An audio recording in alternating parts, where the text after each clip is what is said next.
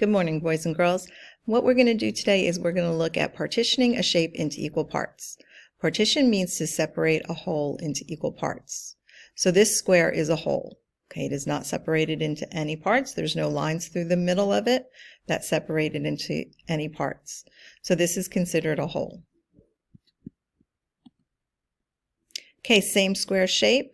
And what we've done is we've taken one line and we've separated this square into two equal parts.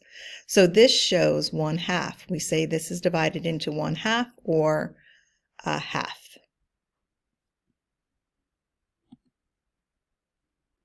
Okay, same square now, and what we've done is we partitioned it into fourths. We can see we have 4 equal parts. 1, 2, 3, 4. So this is 1/4. We say this shape is divided into 1/4. Or when you see 1/4, a lot of times people may say quarters. And quarters is because if you think of a dollar bill, there are 4 quarters that add up to a dollar bill. So quarters is another way of saying a fraction 1/4.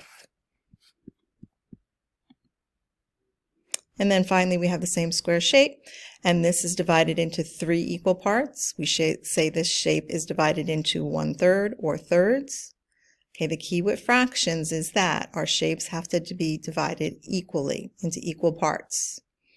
Okay, our next lesson is going to tell us what that 1 and that 3 in our fraction means. The top is the numerator and the bottom is the denominator. We will have a mini lesson on numerator and denominator coming next. Okay, thank you for listening to me, and I will see you soon. Bye.